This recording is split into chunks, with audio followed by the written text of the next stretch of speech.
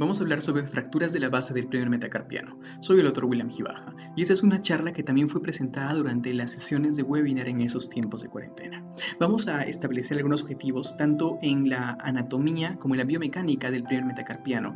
Identificaremos algunos patrones de fractura, las medidas de tratamiento para cada caso, cómo poder planificar la cirugía y comparar resultados evaluando también algunos casos clínicos. En cuanto a la introducción, sabemos que el pulgar es el dedo más importante de la mano y es lo que nos hace humanos, así que preservar su función es crucial. 4% de fracturas de la mano van a involucrar el pulgar y de todas estas fracturas, el 80% van a llegar a la articulación trapecio-metacarpiana. Entonces, este pronóstico es variable, sobre todo con chances de osteoartritis, aunque estas pueden ser más radiográficas que clínicas, según lo que vamos a ver en algunos estudios. Pero el principal cuidado es en esta articulación, que es la más importante dentro de la movilidad del dedo pulgar. En cuanto a su biomecánica, sabemos que esta articulación tiene pares de movimiento que son de flexión, extensión, abducción y aducción, lo cual es permitido por esta característica en silla de montar que tiene. En cuanto a las radiografías, podemos ver que con una proyección de Roberts, es decir, una específica tanto del lateral como del AP del dedo pulgar, podemos identificar y evaluar mejor esta articulación. En cuanto a la anatomía, tenemos que en el lado anterior está el ligamento anterior volar o el big ligament junto con el colateral cubital, los que van a sujetar el fragmento proximal, el más importante cuando hablamos de fracturas de Bennett, mientras que en el lado dorsal tenemos el ligamento dorsoradial que va a estar fijo al fragmento distal, que es el que más se va a desplazar cuando tenemos estas luxofracturas. Hay otros ligamentos asociados, por ejemplo el ligamento intermetacarpal, que también juegan su parte importante en este mecanismo. Algunos patrones de fractura son identificados. Con una proyección adecuada podemos ver que una fractura articular parcial se va a presentar de esta forma y esto va a presentar algunos mecanismos. Este video nos plasma fácilmente cómo es que ocurren estas lesiones. Cuando tenemos un traumatismo axial, el fragmento distal va a ser traccionado por el tendón del abductor pollicis longus, mientras que la parte distal va a ser llevada hacia medial por los tendones aductores. Este desplazamiento es el que va a generar esta alteración importante. Otros patrones de fractura, cuando tenemos un compromiso articular total, ya sea en Y o en T, es la fractura de Rolando, en la cual el desplazamiento no es tan grande, excepto por el fragmento más distal que se va a ir a medial por la aducción. Hay otros patrones de fractura, como la extraarticular, donde el desplazamiento del fragmento distal sí se va a llevar hacia lateral, pero la base se va a mantener fija por la fuerza de sus ligamentos. Y los más complejos, que son fracturas conminutas de esta articulación. Estas son las que tienen más difícil resolución y la valoración también puede ser un poco más complicada. En cuanto a los objetivos del tratamiento, lo más importante es restablecer la articulación trapecio-metacarpiana, ya que la falla en esta nos va a llevar a una artrosis postraumática, alteración de la primera comisura, es decir, una limitación en la apertura entre el primer y el segundo dedo y alteración en la oposición, entonces una repercusión importante en la función de la mano.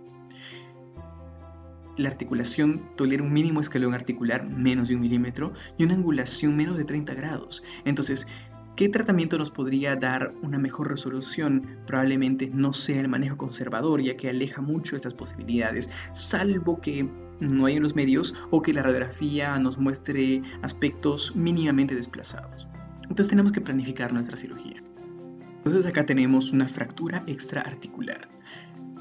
En cuanto a la planificación, una vez reducida la fractura puede hacerse cerrada y hacer una fijación percutánea con clavos Kirchner.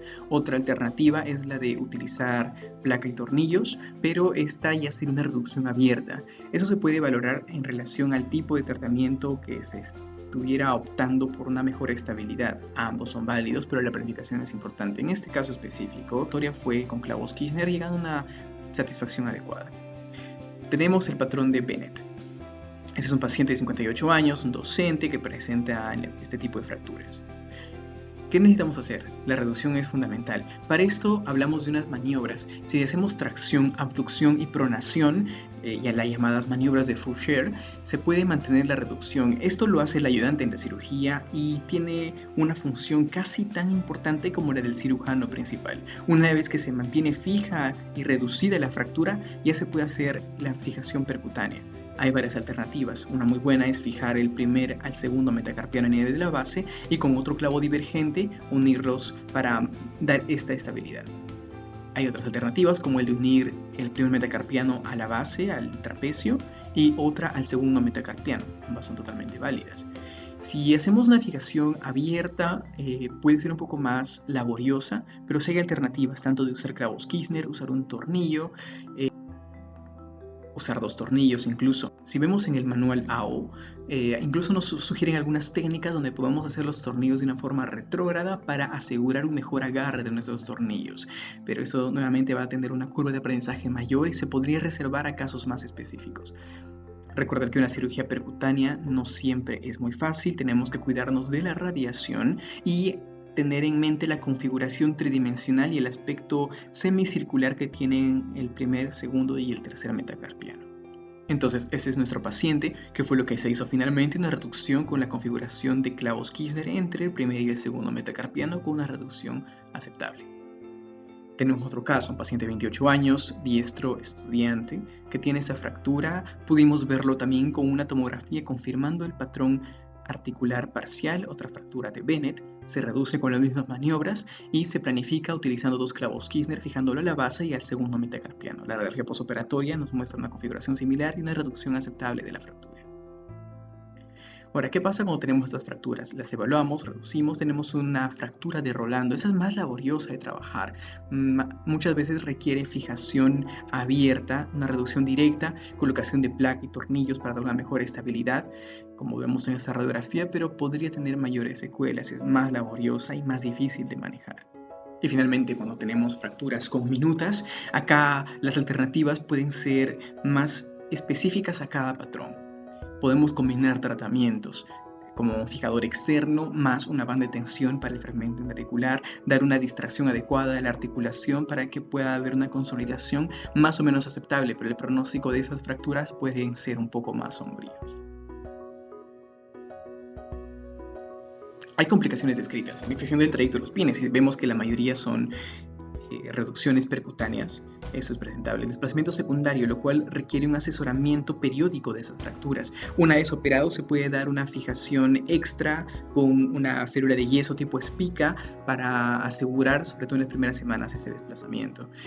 Puede haber una lesión de la rama palmar cutánea del nervio cuando se hacen abordajes volares o de las ramas sensitivas dorsales, ¿cierto? Cuando hacen reducciones abiertas. La malunión también está reportada y la artritis postraumática. Esto es muy frecuentemente presentado, pero puede ser más un hallazgo radiográfico que clínico, ya que funcionalmente, si ha habido un tratamiento adecuado, la respuesta clínica también es adecuada. Entonces, esto nos permite preguntarnos qué técnica es superior.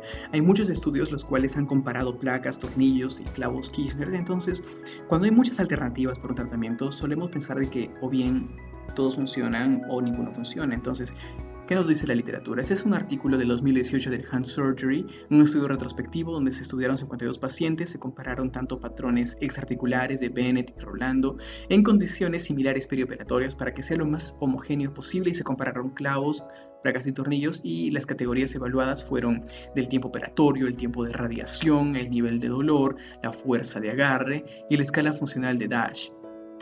Todos ellos nos mostraban resultados muy similares uno del otro sin demostrar superioridad entre alguna de las alternativas.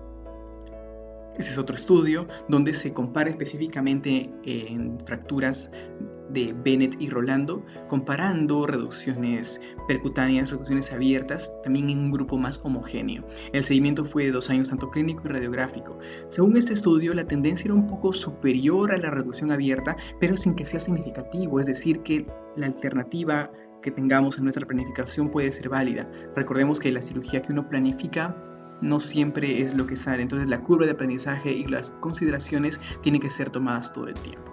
¿Qué podemos concluir entonces? El principal objetivo del tratamiento es restaurar la superficie articular carpo-metacarpiana, tener buenas imágenes preoperatorias para el diagnóstico, Las tomografías nos van a ayudar bastante en esta planificación.